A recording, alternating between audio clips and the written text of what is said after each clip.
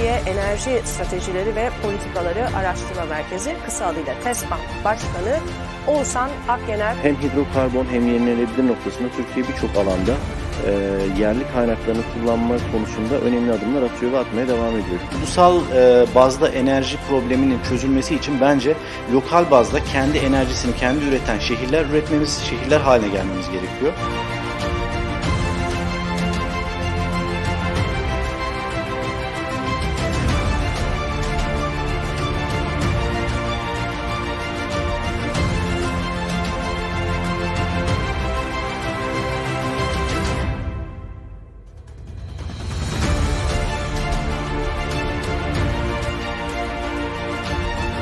Evet, kıymetli TV Enerji takipçileri, TESPAM takipçileri, Türkiye Enerji Stratejileri ve Politikaları Araştırma Merkezi'nin düzenlemiş olduğu yeni bir panelle karşınızdayız.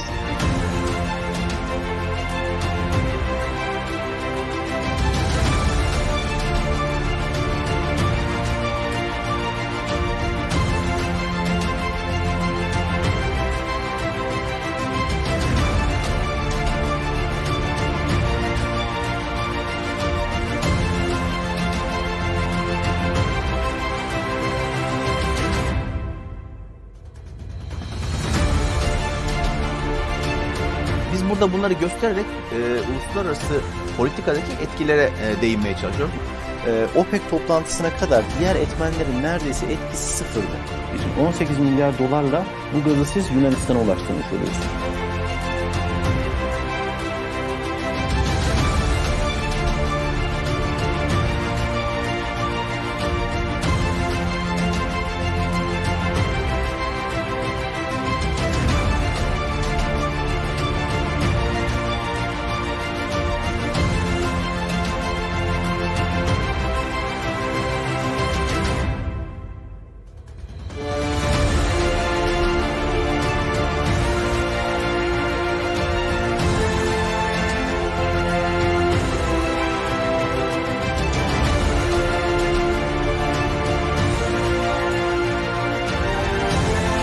Irak'ın Aydınlık Gücü Türkmeneli Televizyonu'ndan merhabalar. Enerji Arayüz programının yeni bölümünde karşınızdayız. TESPAM Başkanı ve Enerji Uzmanı Oğuzhan Akyener bugün burada bizimle. Lakin Türkiye'nin bu noktada hakları ihlal edilmeye çalışılıyor. Enerji hattında bu haftaki konumuz TESPAM Başkanı Oğuzhan Akyener'di. Kendi alanında, ya bu sondaj ve sismik gibi alanlarda yerli teknolojiyi geliştiriyor, yerli know-how'u geliştiriyor. Bu da çok önemli.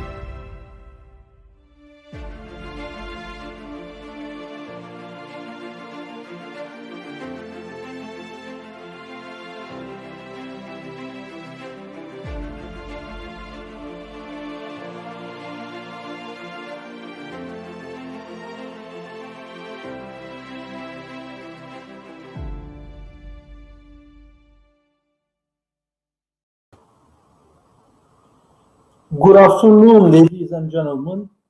Welcome to the fourth session of the İsmet Energy Forum organized by TESPAM and supported by Iskenderun Technical University and Istanbul Technical University in North Cyprus. Our main theme in this session is the climate change, water security and environment. We have distinguished speakers and I believe that their speeches and presentations will considerably contribute our understanding in these topics. I want to introduce our speakers. Associate Professor Vakur Sümer is the director of the Eurajan Research Institute in the Ahmet Yasavi University.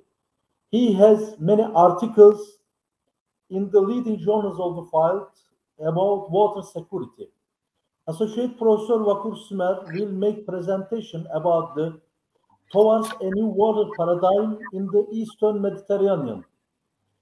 Dr. Burçin Demirbilek is an academician in the Department of Political Science and Public Administration in Çankırı Karatekin University. She has published several papers from her PhD thesis in Exeter entitled Explaining Europeanization in Turkish Water Management Policy, a Sociological Institutionalism Perspective. The title of her presentation is Water Security and Turkey. Our last speaker will be dear Sergey Dobrosen.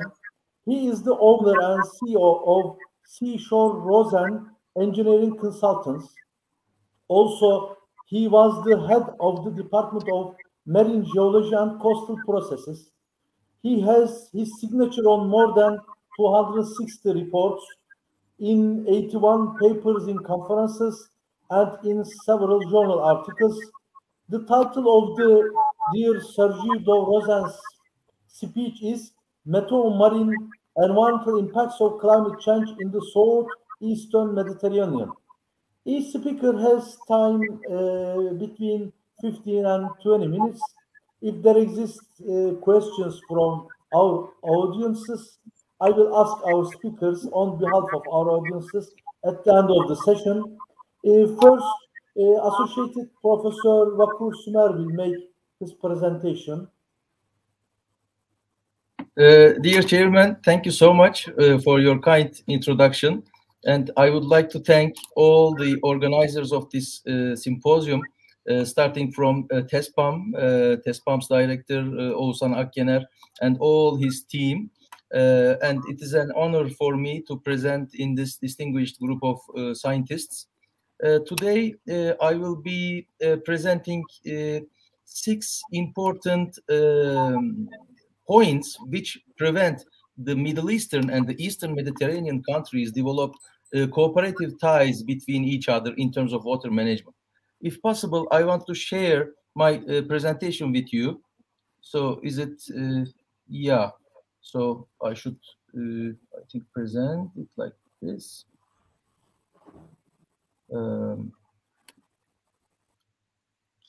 Yes. I think it is now visible.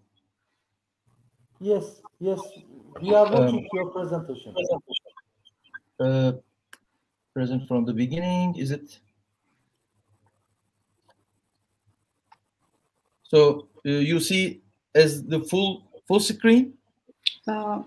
Oh, no, not.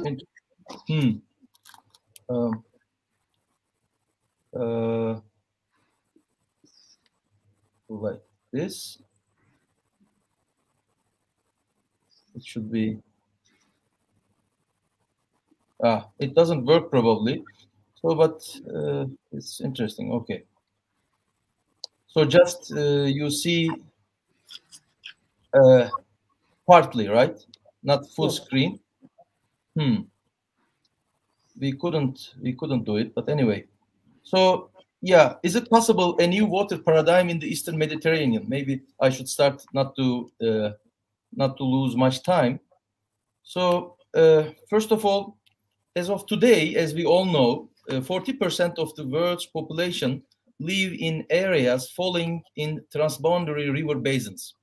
The water-scarce Middle East region in particular is known for the fact that a considerable amount of its freshwater resources cross national boundaries. This, in turn, necessitates cooperation that would facilitate optimum utilization of these scarce transboundary water resources. The Middle East and also the Eastern Mediterranean, which is a sub-area of the Middle East actually, is regarded among the regions where water scarcity is a serious phenomenon. This is also exacerbated by the increasing effects of climate change, as we all can see. Another important fact to be emphasized regarding water resources of the region is the significance of transboundary waters for all countries of the region, because main water courses of the Middle East and the Eastern Mediterranean actually are the Nile, Euphrates and Tigris, Orontes, Kura, Aras, and Jordan rivers, all of which are transboundary in nature. So therefore, in a region where water is already scarce, sharing water resources could easily become conflictual among downstream and upstream countries. So this briefing I'm giving today basically argues that the geographical imperatives of the region, which center around the theme of water scarcity, have been translated into a discourse where water resources have been extremely securitized. The paper here contends that there are at least 6 basic characteristics of a Middle Eastern and also Eastern Mediterranean water discourse, which make transboundary cooperation difficult when compared with other regions of the world, such as Europe and elsewhere. For a change in the Eastern Mediterranean and the Middle East towards a more peaceful and cooperative future, interstate relations over transboundary water resources need to be altered, need to be modified radically. This is even more so due to the gloomy impacts of climate change, which has already resulted in some grave local problems, not only confined to the realm of water. So first of these characteristics of the Eastern Mediterranean water management paradigm is competition and zero-sum games. So cooperation is not a dominant characteristic of the Eastern Mediterranean in general, in terms of water resources especially. Indeed, the region has generally been an area of confrontation and sometimes even armed conflict. Examples include Arab-Israeli wars, violence in Palestine, the Iran-Iraq war, Iraq's invasion of Kuwait, just to name a few. So water relations is not an exception to this broader conflictual setting. So competition and confrontation are dominant trends.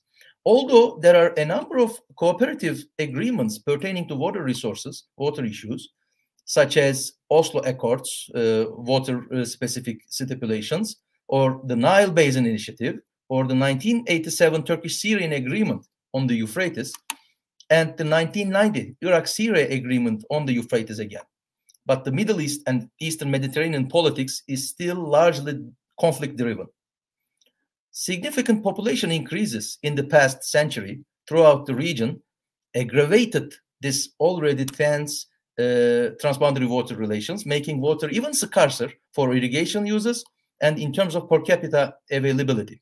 So just to give an example, in the Middle East and Eastern Mediterranean countries, without almost any exception, the time for doubling the population is only 30-35 years. But conversely, this is more than 100 years in most of the European countries. So in the Middle East and Eastern Mediterranean, we have only need 3 decades or so for doubling the population, which puts some great pressure on water resources. So the second main characteristics of Eastern Mediterranean water management paradigm is the fact that water has been seen as a matter of immediate national interest, which causes securitization of water. So there is a scientific consensus that water in the region is scarce.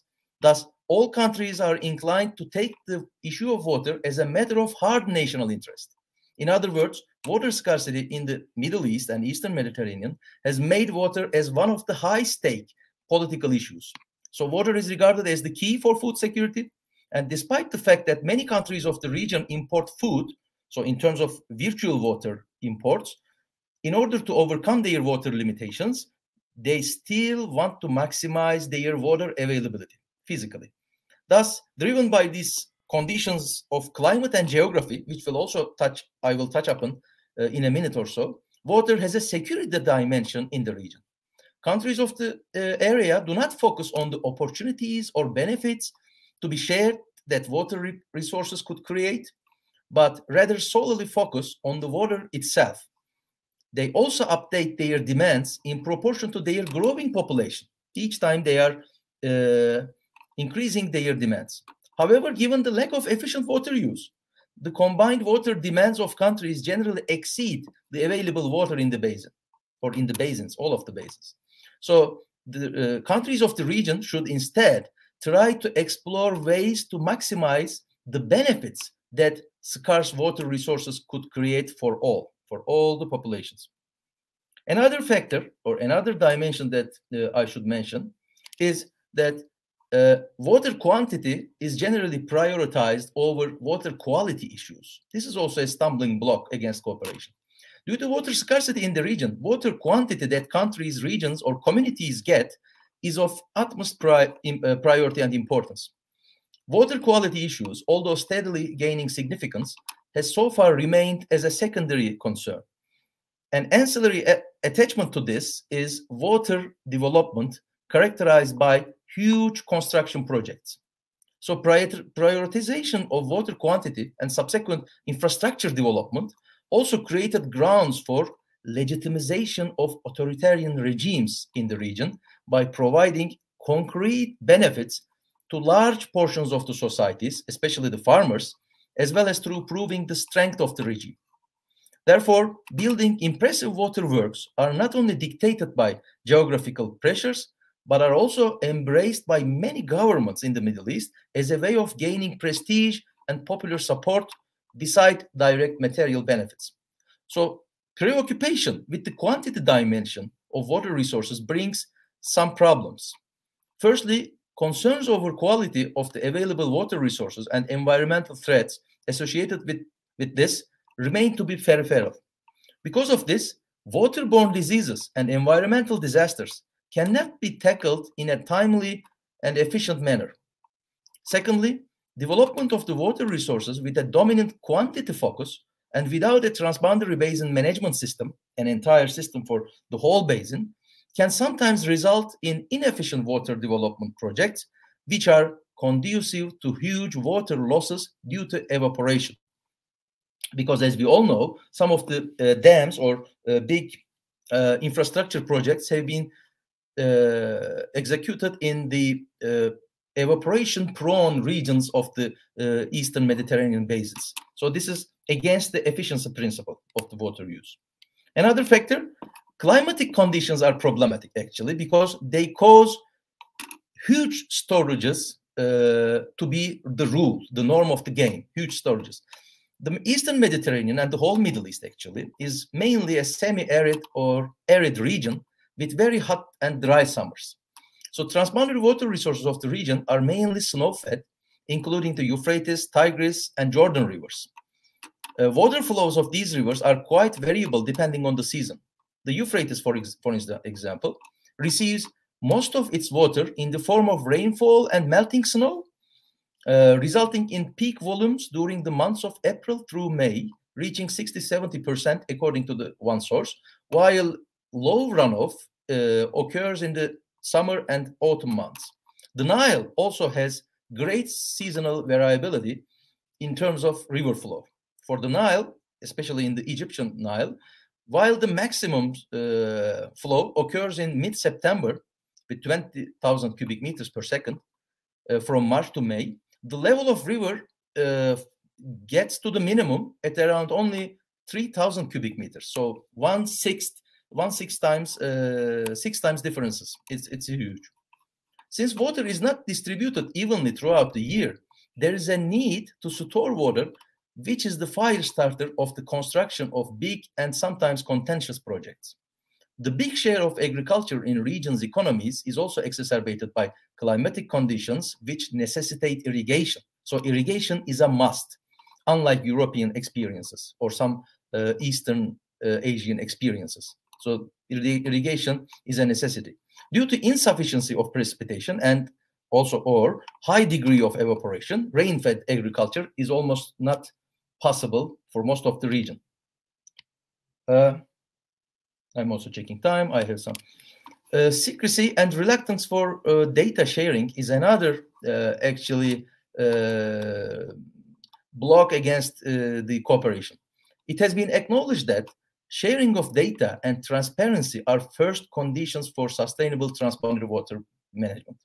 Data is required in order to learn about the actual state and trends in water availability and use. However, this basic prerequisite for transboundary cooperation has largely been absent in the context of Eastern Mediterranean. Access to and lack of data is also a serious concern for Jordan River Basin, to illustrate. The reluctance of sharing water data demonstrates itself even at national level. It is indeed difficult to obtain precise and verified water data ranges in the Jordan River Basin, as access databases are either strongly controlled by the government or the actual data ranges are insufficiently measured due to lack of a proper monitoring system. And Rachel McDonald, a Dubai-based water specialist in the International Center for Biosaline Agriculture, aptly summarizes that there are big difficulties in getting water data or sharing it, even within the same country.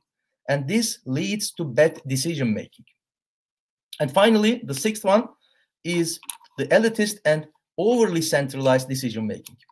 The Middle East water planning and management is largely at the hands of elites, mostly centralized and often robustly institutionalized, like in the cases of DSI, Turkish State Hydraulic Works, or Mekorot in the Israeli case.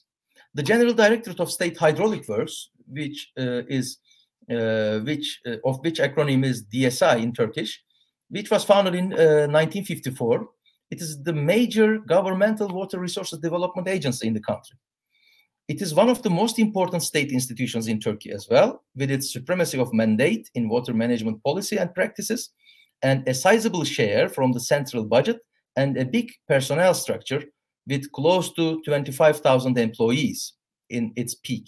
It has a mandate to plan, design, construct, and operate dams and ID schemes, the construction of protective facilities for flood and torrent hazards, land reclamation and the drainage of swamps, the construction of hydropower generation facilities, the improvement of the navigability of the rivers, and the water supply for cities with more than 100,000 inhabitants, following an authorization from the government and the city's council approval. Mekorot also, in the similar manner, which was founded in 1937, even before the independence of Israel, is the national and government-owned water company of Israel and its main water management institution. Mekorot supplies 80% of Israel's drinking water and 70% of its entire water supply. And it operates more than 3,000 installations across the country. And compared with European type of water management experience, where diversified societal interests and different levels of governments are at play and are better represented through enabling mechanisms of checks and balances, this type of centralized single institution model is apparently less democratic and less accountable in nature. So, to conclude, we cannot change geography in a radical sense in any part of the world. But this should not be the end of the story, because accepting the idea that geography is destiny only warrants continuation of the problematic water discourses and practices prevailing in the Middle East for several decades or more. To date, most governments in the Middle East have concentrated basically on large-scale supply-side measures, including desalination, dam construction, interbasin water transfers, tapping fossil groundwater aquifers, and importing virtual water. However, it would be unrealistic to expect this modus operandi to continue forever. In the medium to long run, growing demands of countries in the region cannot be satisfied with the current low levels of transboundary cooperation. We need transboundary cooperation. And in order to develop this, there's a need to overcome the stumbling blocks that prevented transboundary water cooperation. So these 6 tenets are unsustainable in the long run. And finally, in this regard, it is imperative to transcend this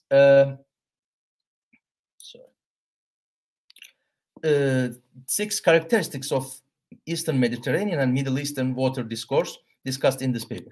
Not only population rise induced steady reductions in per capita water availability, but also the alarming scientific projections about the impact of climate change in the region prevent or should prevent us to think as a cornucopian would do. So we are in a state of scarcity. Thus, the question centers on how the Middle East countries can shift their fundamental discourses on water. Among a number of proposed solutions, such as international advocacy of the river, role for a regional power or regional powers for mediation, a greater role for local communities, and developing joint technical institutions for conducting inventory studies are some best possible steps to take first. Powerful and responsible local communities will not only balance decisions taken at the central levels, but also enhance the water use efficiency and the environmental focus on water. Some local communities may have closer ties with their neighboring communities on the other side of the border than with the central government in their own country. In such cases, where borders become fuzzier, more transient, local authorities may find solutions to issues like transboundary pollution in small streams, drainage problems across borders, or sharing of groundwater resources more easily than central governments can do. So this is basically my presentation. I hope I have kept in time. So thank you for this organization again, and I am more than ready to answer questions that may arise. Thank you. Thank you for your presentation. I will ask questions on behalf of our audiences if any questions comes at the end of the session. Okay. Now, Dr. Burçin Demirbilek will make her presentation about water security and Turkey. Just one second. Hi everyone, I'm so pleased to be here with you today, and today I'm going to talk about Turkey and water security. Do you see full screen now? Just 1 second. Do you see full screen of my presentation? Now we are watching your screen. Sorry? Now we are watching your screen. Yes, we. Okay, you see the photo of the word. Yes. Okay, thank you. To begin with, environmental problems have become a threat with the increase of problems such as transponder pollution, loss of biodiversity, nuclear accidents, water scarcity, population growth, desertification, and migration. And as you know, the world population is increasing and is expected to reach 8.3 billion in 2030 and 9.2 billion in 2050. And so this creates an increase in the demand for water in the world, and the decrease in this resources have made good water management mandatory. Because of climate change, the amount and intensity of precipitation and the flow of rivers have been changed, and the amount of fresh water is not accessible to everyone and decreased as well. With the water issues reaching a serious level, water has become a risk factor that poses a threat to national and international security, especially in the countries where water scarcity is experienced. Finally, water has gained a strategic value and started to be dealt with intensively within the scope of security, and the issue of water is complex and intertwined. So this is why problems have arisen in many sectors, such as food, energy, and industry, where water is the main input. Now, if we have a look at the slides more specifically, so you see I'm changing the slides, right? It's clear now. So if we, first I think it's good to define what does security mean. And security generally means the elimination of dangers which will pose a threat to people living, being, and the property. But if you look at traditional sense of security, which generally refers border security and militaries. However, it changed during the globalization process, especially after Cold War period, and the concept of security expanded and divided into subcategories. For example, environmental security, food security, political security, and water security. So you see the slides, right? I'm changing, sorry, I have to just confirm. Okay, so water is an important input in many sectors such as food, energy, and industry. And water security issues can arise locally, regionally, and internationally. And also at the local level, the issue with this water security is generally related to accessing the source of water. And water security generally means accessing to the amount of and the quality of water that society needs in terms of drinking, using, irrigation, and energy production. So if you look at what does water security mean, we can see different definitions. Generally, water security concept is related to issues such as fair sharing of water, industrial and agricultural production, development, energy production, transponder waters. Sorry. Just 1 second, sorry. Transponder waters, geopolitics, foreign policy.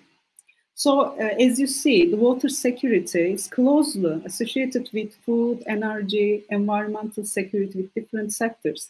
So that's why it's really difficult to make a comprehensive definition of water security accepted by everyone and by all sectors. For example, if we look at from a legal perspective, so we can see it's generally associated with allocation of water and securing the enough amount of water to the public. And also from the agricultural point of view, water security is related to flood and drought protection.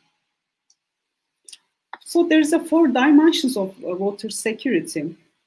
Firstly, physical availability of water resources is important. And secondly, not just physical, also reaching the water resources economically is important for public. And also thirdly, water security is also related to reaching fresh water quality. So water quality is also important. And finally, water resources should be resilient to against climate-related risks as well. So you can see another definitions of water security. As I just said, is mainly related to availability, economically and physically availability of sufficient quantity and quality of water for livelihood, and also meeting the short and long-term needs of people at a fair price at the local, regional, and national levels. Also, at the World Water Forum held in 2000, 7 points were emphasized in terms of water security: meeting basic needs, food supply security, ecosystem protection, sharing water resources, risk management, valuing water, and managing water wisely. So in Turkey, reasons such as rapid population growth and excessive urbanization and industrialization put pressure on water resources and threaten water security. And Turkey is one of the water-stressed countries in the world. And Turkey is expected to be a country on the border of water scarcity in 2030. And the amount of usable water per capita in Turkey is around 1,519 cubic meter in a year. And if you think about the Turkey's population is increasing and it may reach 100 million in 2030, and the amount of water per capita can be around 1,120 cubic meter. And if we look at water allocation in terms of sectors, the distribution of water in Turkey is 74% of irrigation, 11% of industry, and 15% in urban needs. One of the problems in terms of water management in Turkey is that there are many water-related actors, including Minister of Interior, Minister of Agriculture and Forestry, Minister of Environment, Urbanization and Climate Change, Minister of Health, Minister of Culture and Tourism. As you know, Turkey became an EU candidate at Helsinki Summit in 1999. So Turkey's journey to adopt EU water acquis policy started. And one of the fundamental directives in terms of water legislation of EU is Water Framework Directive, generally based in holistic water management of water resources, and also all stakeholders should be participate in water management. And after Turkey being a candidate, Turkey had a chance to receive financial and technical help aids from the EU, which is generally called pre-accession assistance, IPA, for harmonizing with the EU legislation. So here in the table, you can see some EU-funded projects Turkey utilized. For example, in 2002, if you see the implementation of water framework in Turkey, one of the EU-funded projects resulted in the establishment of 25 river basin districts as a requirement of Article 3 of Water Framework Directive. And if you look at the IPA period covering 2007 and 2013, and also recently. You can see some recently finished, for example, EU-funded projects. Many projects started to increase water quality and also institutional and technical capacities and flood protection. You can see, for example, some projects like capacity building to implement the flood directive, capacity building of water quality monitoring, mitigating flood risk in flooded areas in the GAP region, for example. So they are generally related to increased capacities and flood protection and improving water quality. In the scope of projects, these projects, several workshops, trainings, and study visits to the EU countries were organized to increase knowledge and capacities, as well as sampling and analyzing data initiated as well. So also, beside the projects, several legislative amendments and institutional changes were completed, including the establishment of Ministry of Forestry and Water Affairs, but the name is changed last year to Ministry of Agriculture and Forestry. And also under the EU process, the Department of General Directorate of Water Management under the ministry established. So they have some sub-departments. Is very important. For example, Basin Management Department, Water Quality Management Department, Flood and Drought Management Department, Water Law and Policy Department, and Monitoring and Water Information System Departments.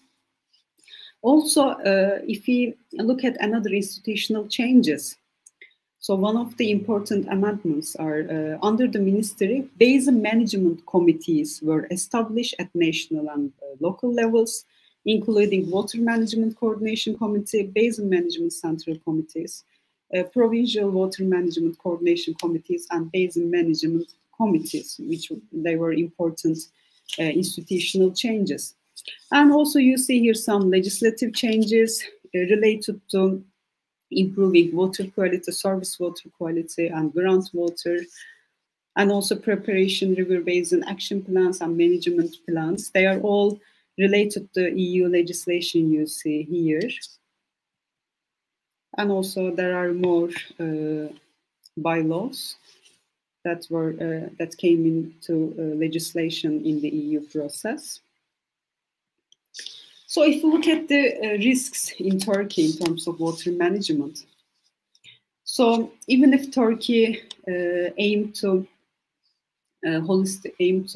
manage water in a holistic approach in terms of water quality and quantity, and also even if Turkey adjusted the EU ACUS, EU water policy, except for transboundary waters, so there are still some lack points we can witness. For example, quality, like surface water quality and groundwater quality are inadequate.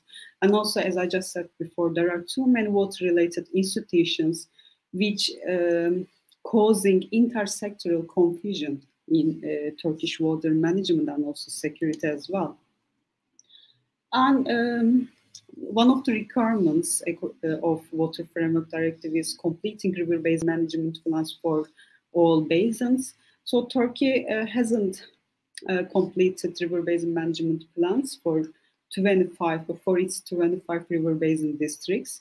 Also, it's necessary to complete water allocation plans for 25 basins as well. In terms of agriculture, there is no national strategy and action plan to protect and improve the amount and quality of water used in agricultural sector.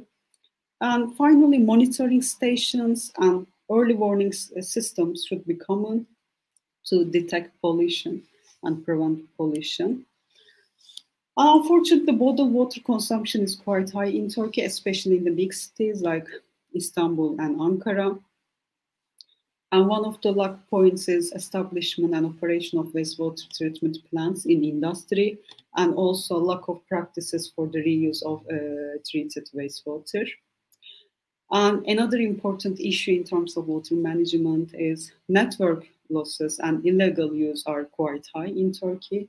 And because of that, because of physical losses and leaks in drinking water networks, the significant amount of water unfortunately can't be used. So if we look at recommendation and results, so Turkey is adopting the EU Water Acquis for a better water management. And as I addressed, many regulations and many institutional changes have been made to improve water quality. But however, there are still ongoing confusion of authority and lack of coordination because of too many water-related actors. Also, data sharing is still weak amongst the institutions. So there should be healthy data sharing between institutions, and national water information system should be established. As I know, this is one of the plans of the ministry. And again, one of the lack points is the current water law is outdated and is dated back to 1926, and there is no updated water law. And even water law draft was prepared in 2012. Unfortunately, it still hasn't entered into legislation. And additionally, water allocation should be made with all water-related stakeholders at national and local level, according to sector priority. So here is the list of references that I use for my presentation. Thank you very much for listening. Thank you, Dr. Demirbilek. Now, dear Sergio Rosen will make his presentation. And let me remind that he has his signature on more than 260 reports, and he was the head of the Department of Marine Geology and Coastal Processes. Yes, dear Sergio Rosen.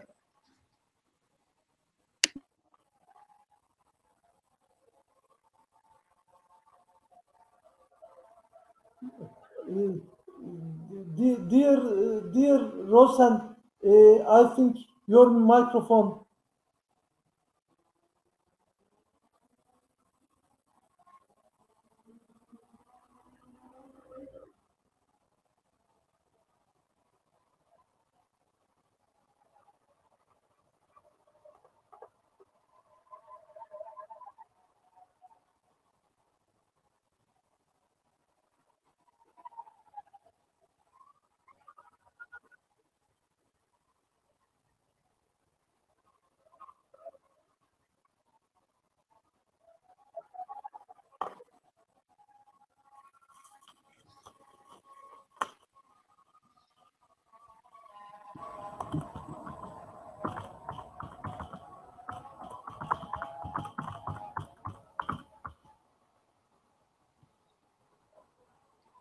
Evet, mikrofonu açık gibi. Şimdi kapandı mikrofonu. Şimdi açıldı.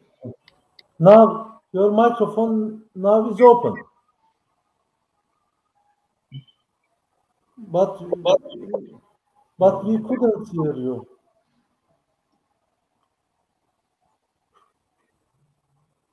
Bilgisayarının sesi açık mı acaba? Yani onunla alakalı olabilir mi? Onunla olmayabilir hocam. Hocam ben unmuted mi acaba? Otomatikli mute oluyor mu? Onu operatör arkadaşlar aslında. Bizi duyabiliyor mu kendisi? Can you hear us? Can you hear us?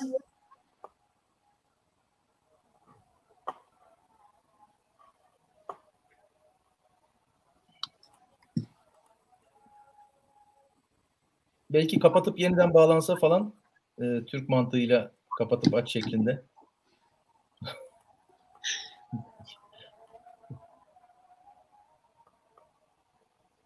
Can you hear us? You can hear. Okay, I don't know.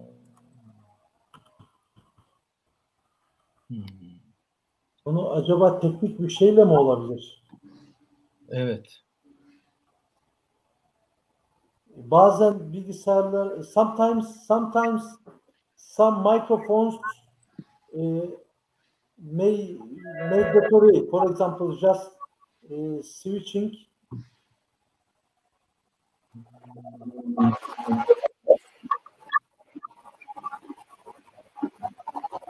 Ha, evet. Güzel soru. Hı hı. Hocam en başta soruyorlardı sanki onu, değil mi? En başta soruyordu. Bence tekrar bağlansın. O sırada da hello desin. Yok. Ama kameraya hello dediğine göre büyük ihtimalle mikrofona da hello demiştir ama herhalde. You can see some settings when looking cam mic.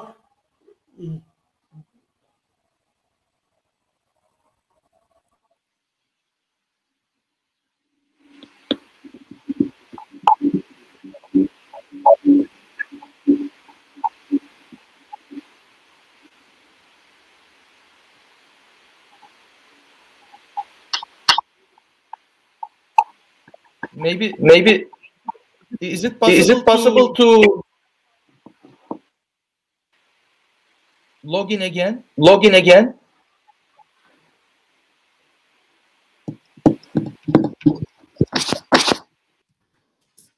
Okay.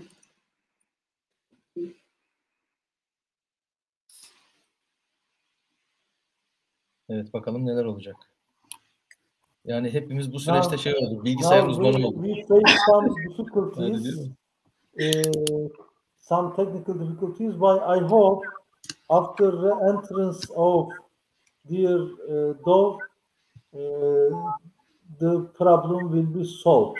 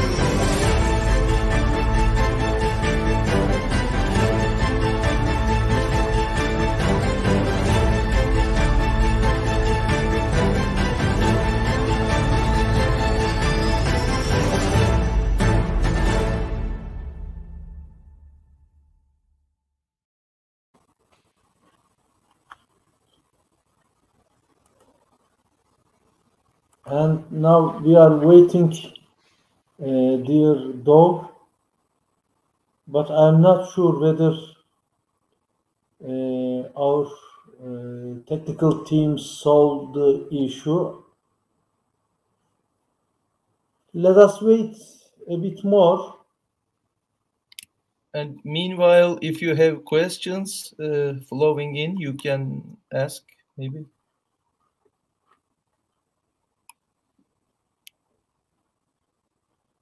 And at that time, I want to ask. You can hear me. Okay. I'm using. Okay, welcome, dear Sergio Dobrosen. Can you hear me now? Yes. Now we hear you in a really good quality. Now we hear you.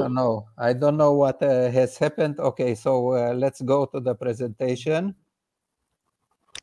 So again, thank you for inviting me to give this presentation on meteomarine environmental impacts of climate change in the southeastern Mediterranean. And there have been claims for global warming and climate change. So one can ask, what are the proofs? One way is like this, but scientists look differently. And first of all, I would like to say that the climate warming, global warming and climate change means that we are going to get warmer and warmer atmosphere, and at the same time sea level rise, and this means erosion of the coasts and coastal retreat. So in regards to global warming, induces temperature rise and extreme heat waves, sea level rise due to ice caps melting and seawater heating, increased frequency of extreme events, warmer sea waters acidifying, oxygen loss, alien species invasion, stronger atmospheric fluctuations with potential for meteor tsunamis.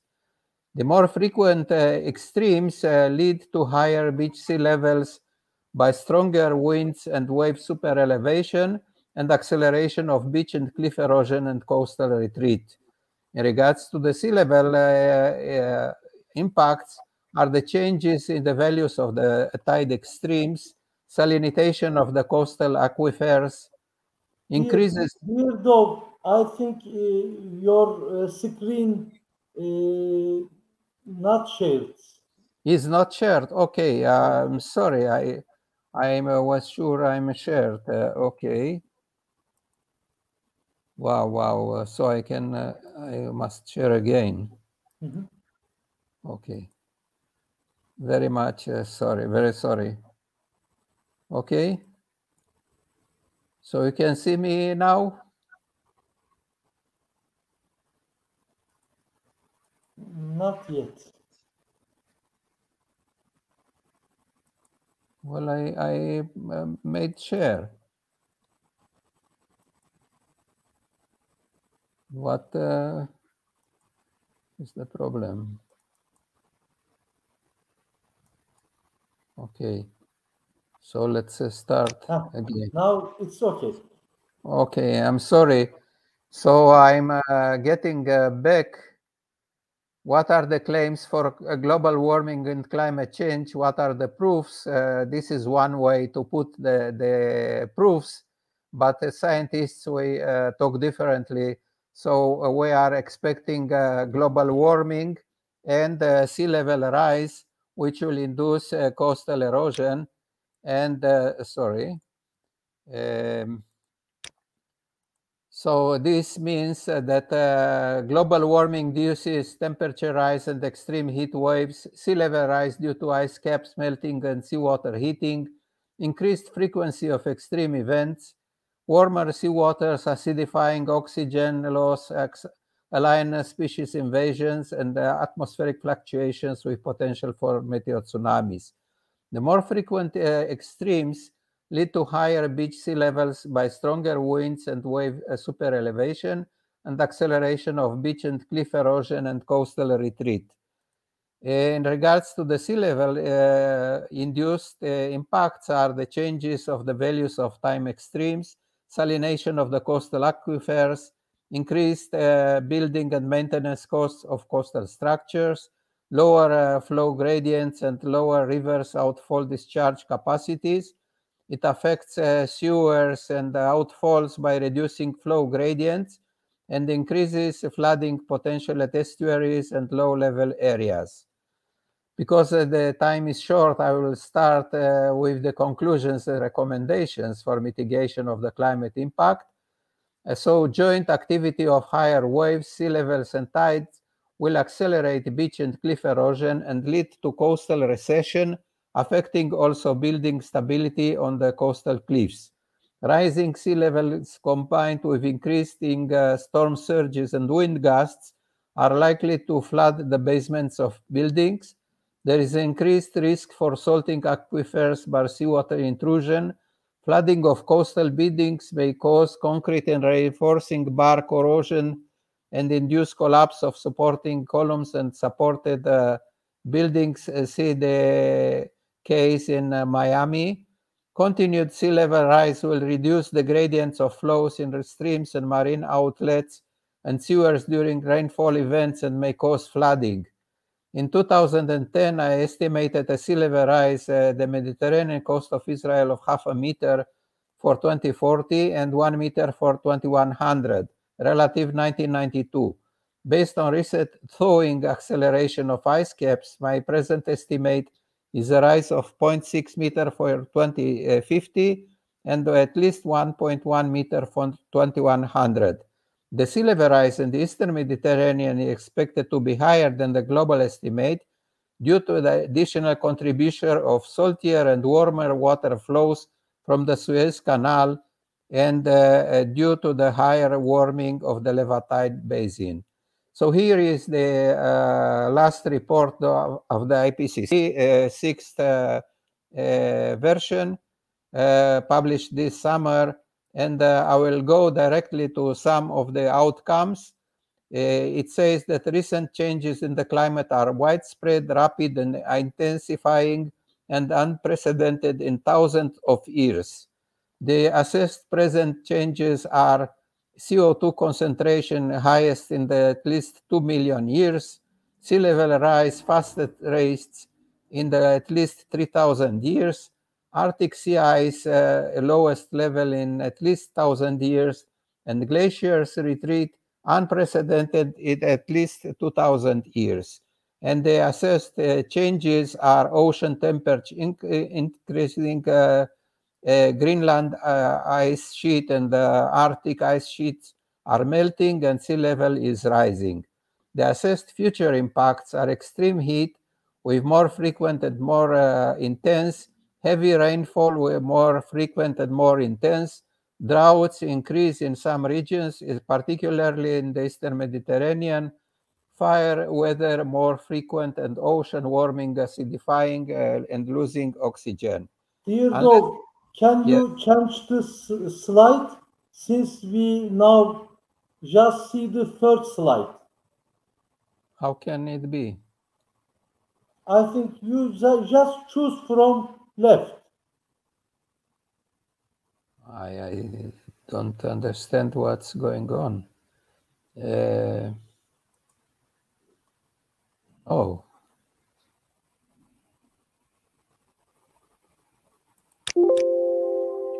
Oops. Okay, I'll have to open it. It froze. Yes, I have to open it again. I'll just do it in one point.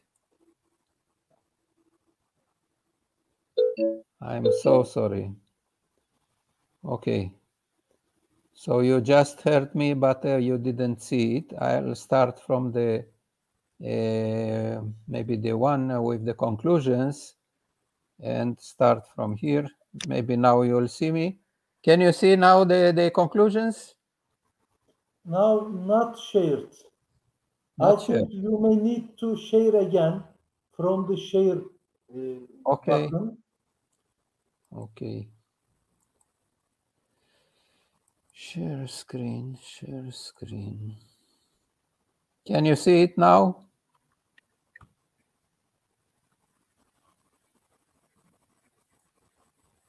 Not yet. But I think time may not be problem, since after our presentations, Mr. Oğuzhan Akyener will speak, so he can give us more time, I think. Can you see now the screen with the conclusions? No, not yet. Now, yes, we see. Okay. So okay. One moment. Okay, now you can see the conclusions. And if I put them, can you see it also now? Yes, we see your slide. Yes. Okay. So these are the conclusions, recommendations. At least you heard me what I said, so I won't repeat. But I'll go. This is the report of the IPCC Working Group 1 with the basic scientific data. I happen to be an independent reviewer, and these are the main conclusions that recent changes in climate are widespread, rapid, and intensifying, and unprecedented in, let me see if I can see it on the, can you see? Yeah, you can, you don't see, why can't we move next?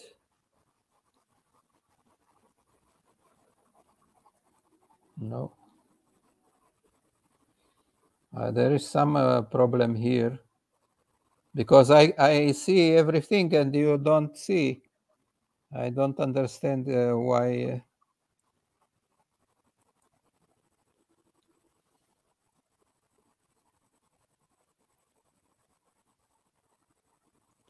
Let me see again. Maybe I...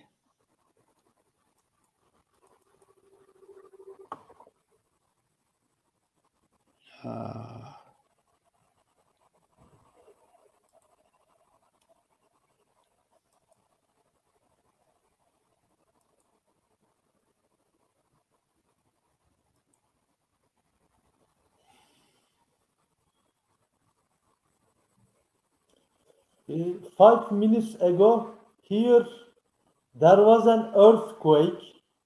Can you see this? I feel in my chair. You can see this now? And now we see, yes.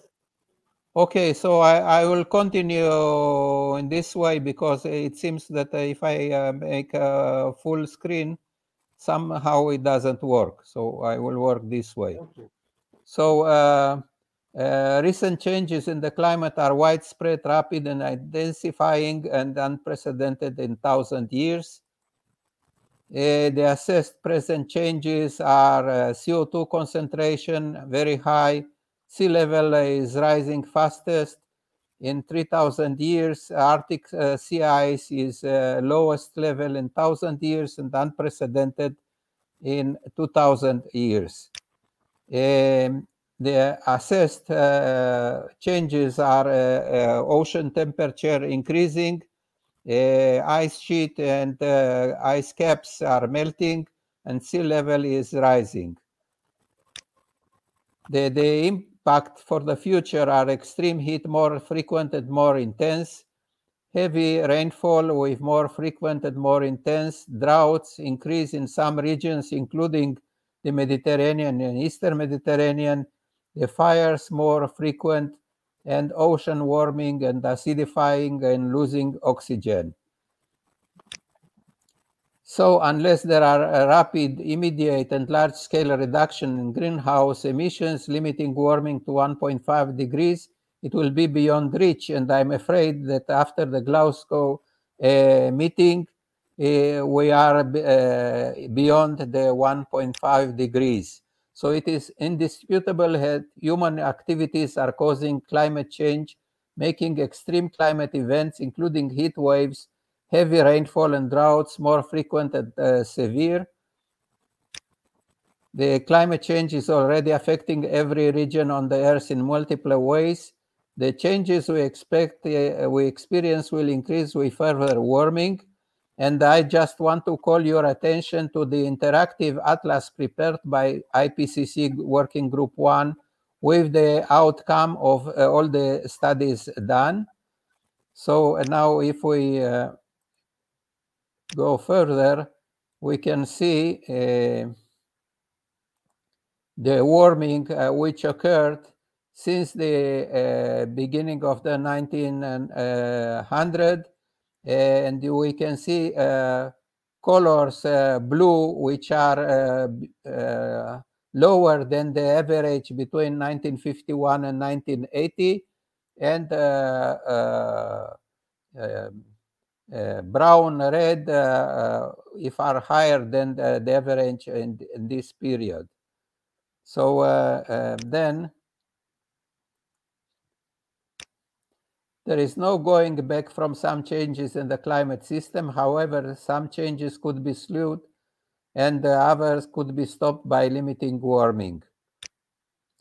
So to limit global warming, strong, rapid, and sustained reductions in CO2 and methane and other greenhouse gases are necessary, this would not only reduce the consequences of climate change, but also improve air quality. These are the basic 5 scenarios of warming conducted by the IPCC in the 6th revision. And I should mention this is about 1.5 degrees, the SSP1, 1.9. This is about 2 degrees warming. This is about 2.7 degrees warming. The 4th is around 3 degrees, and the last one, SSP 5.8.5, is the one with no additional climate, which means business as usual. And this is important because it seems that we are going towards the business with usual. So we can see here precipitation assessment relative the period of 1850 to 1900 for the future in 2100. We can see for 1.5 degrees, for 2 degrees, and for 4 degrees. And we can see the Eastern Mediterranean is going to go to get drier. So where is green, there will be more rain. Where is brown and yellow, it's be less rain. From the same atlas, you can get data on the wind speeds in this region. The blue ones are a slight reduction, and the green ones are an increase in the speeds. In our area, the reduction is about 5%, but because there are some inaccuracy in the assessments, we can think that it will be maybe plus minus 5% decrease or increase. Then we can go to the next one, which shows the precipitations, and we can see some increase in the precipitations, particularly in the southern part and the Sinai and southern Israel, more rain, while less in the northern part. And then we can mention that in the last year occurred heavy flooding in the Mediterranean and the European states, with average return periods of about 1 in 100 years, including the one you had this summer in the Black Sea region, and we had in the winter at Naharia, and 2 years ago also. And then we have here been some models run, climatic models, up to the 2050, and they indicate that there is a sharp rise in the daily rainfall in spite of the drought, which is increasing. When there is a rain, the frequency and the strengths are going up. In regards to the global wave climate change, using a consistent methodology, it was found important differences between the satellite products and the simulations in the reported average global wave conditions and their evolution in time. The disagreement between satellite products points to complex differences in the way satellite data are corrected, which raises questions about uncertainty in these products, and more generally, what is the most probable a long-term observational record of sea state. For the Mediterranean and for the Eastern Mediterranean, we can see again a reduction of between 0 and 5% in the 1 in 100 significant wave height in deep water. And the colors here are, as you can see on this table, from the study of MUSI in 2020.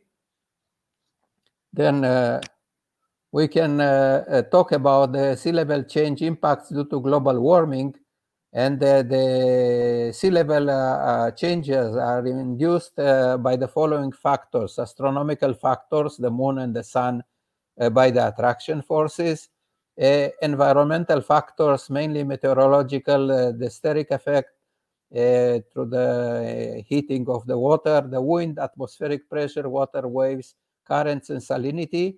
The Eastern Mediterranean sea level is also affected by saltier and warmer seawater inflow via Suez Canal from the Red Sea, increasing since the 1990s due to the significant widening and deepening of the Suez Canal.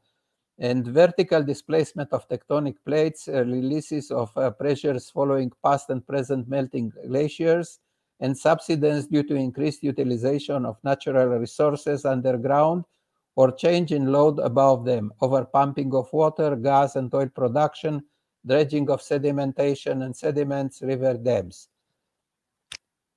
The sea level rise induced by global warming affects changes in the extreme values of astronomical tides, which lead to increased sea level expected in the mid-30s, and then each 18.6 years, the cycle of the sun, capacity to drain peak flows in streams due to the flow gradient reduction towards the sea in sewer pipelines and marine outlets at the beach or in very shallow waters within a breaker zone. Higher sea level set up at river mouths, which are affected by higher significant wave heights in deep water. The setup is in the order of 10 to 20% of this height. The exact value depends also on the slope of the sea bottom and of the peak wave period. It induces more floods by reducing river discharge capacity between the upstream and the downstream, and ground water salting by seawater penetration in the coastal strip area, and increased construction and maintenance costs of coastal structures. Here you can see a graph of showing the sea level changes since April 1992 until March 2014.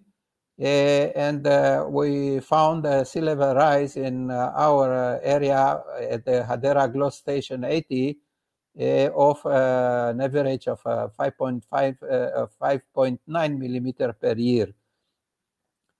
After I resigned, the measurement, of course, continued from IOLR, but there was a gap, so it was not possible to update the raise rate. Anyway, we can look at this. Oops, sorry. We can look at this.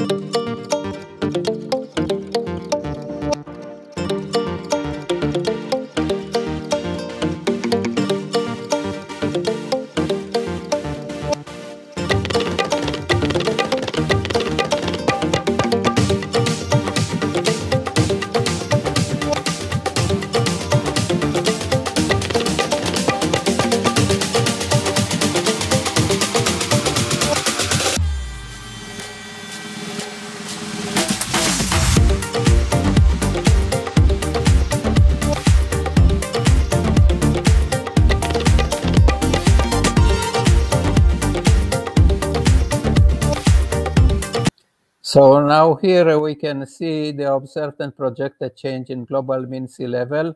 This is the from history up to 2020, about 15 centimeter rise since 1992, and these are the forecasted values for 3 scenarios in the previous IPCC report. And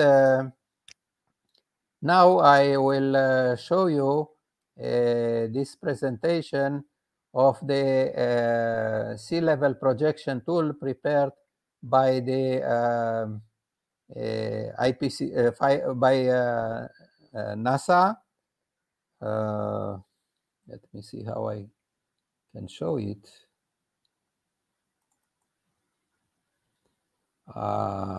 Let me see if I can show it in a different way.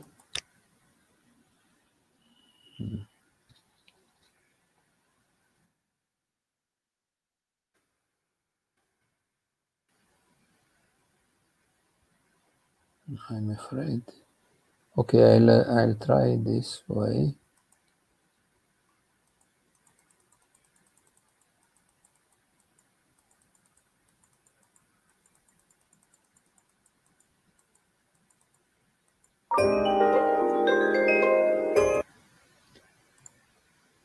Okay, so here, can you hear this figure?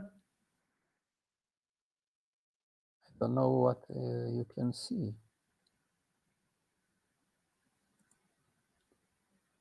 I will try to share another screen because I can't show you this screen. Okay.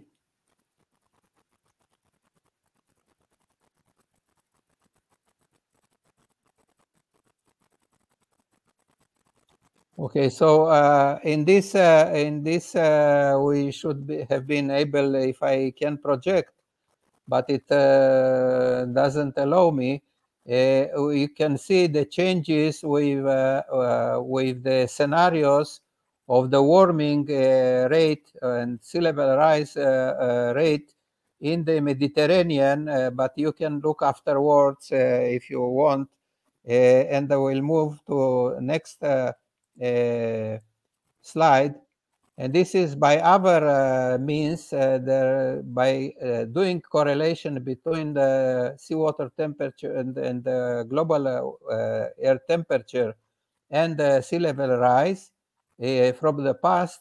They were and assuming the heating produced by various scenarios, it was possible to estimate sea level rise in the future. And you can see that most of them provide for 2100 sea level rise above 1 meter. And I hope this I'll be able to show you. Here we see the sea level projection tool developed by NASA. The global tool, we concentrate on the Mediterranean as we seen before, and we will start for the sea level with the scenario SSP1 1.9, as you can see here, for 2100. And we'll look at the situation at the Hadera point. You can see the lowest projection is 0.37. We'll then go to the various scenarios by pressing here. And here we can see the situation for the Hadera under different scenarios. As we said, it was 1.9. We'll move to the second scenario, then the third one, the fourth one, the fifth one, and the we can use also this one, the sixth one, and the seventh one. Sorry. Here we see to the second scenario, then the in other sites. Let's move back, return to the map, and I'll zoom again and again, and let's look now for Antalya station. Starts with the lowest projection for 2100 of 0.44 meter, and the full projection is given below. Okay, let's move to the other states scenarios, and here we can see again the various scenarios.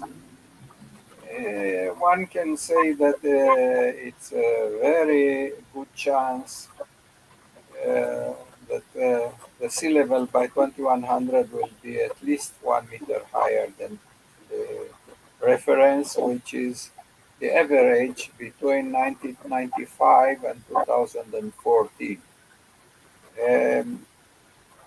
Thank you, and we'll continue after afterwards we have a... So this is the end of my basic presentation. Unfortunately, I was not able to show you everything. I have some more slides, but I don't know if you have the time to show them. Dear Sergio Dourosan, thank you very much. Now, the next session actually started. Mr. Okay. Oğuzhan Akyener make his speech there as well. But it is very clear that water security and climate change will have really significant impact on our lives beyond expectations. Yes. And thank you very much. interestingly, this year, many floods around the world even deteriorate the global value chains. Now, the circuits, integrated circuits problem for automotive production are mainly resulted by climate change related issues. Yes. Thank you very much. I would like to thank much to our speakers in this session for their very significant contributions to our understandings in water security and in climate change. Now we are finishing our session, and probably next session started, but I think that even such 1.5 hours may not be enough to discuss these titles, these topics. Even hours, days are required, since to find solutions, to really be aware of what's happening, are mandatory for our future, for the future of our world. Thank you very much. Thank you. Thank you very much. Thank you. Bye-bye. Thank you so much. Thank you. Hope to see you again all. Okay. Bye-bye.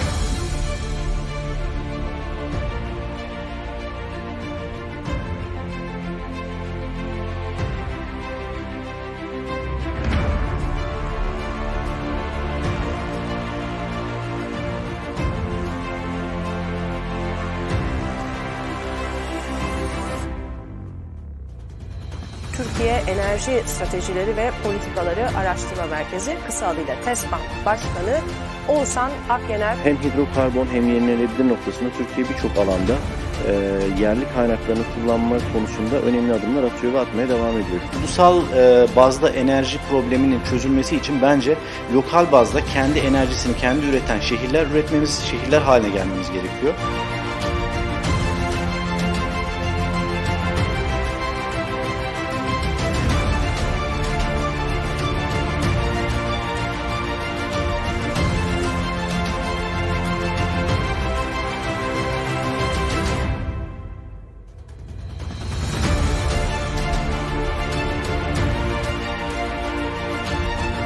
Evet, kıymetli TV Enerji takipçileri, TESPAM takipçileri, Türkiye Enerji Stratejileri ve Politikaları Araştırma Merkezi'nin düzenlemiş olduğu yeni bir panelle karşınızdayız.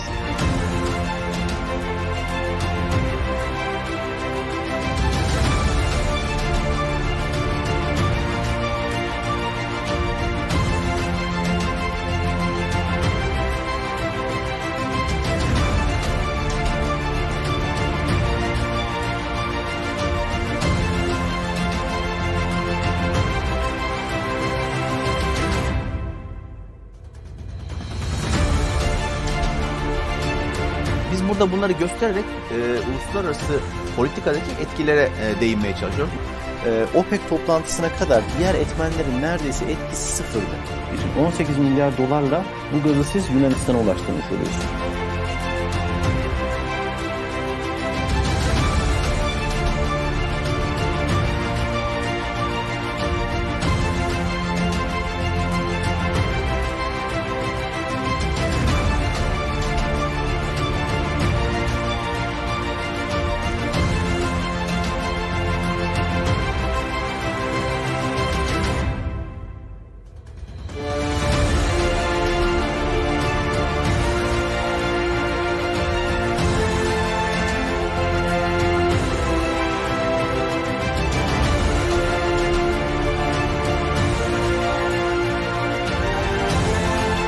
Aydınlık Yüzü Türkmenli Televizyon'dan merhabalar. Enerji Analiz Programı'nın yeni bölümüyle karşınızdayız. TESPAN Başkanı ve Enerji Uzmanı Oğuzhan Akgener bugün burada bizimle. Lakin Türkiye'nin bu noktada hakları ihlal edilmeye çalışılıyor. Enerji hakkında bu haftaki konumuz TESPAN Başkanı Oğuzhan Akgener'di.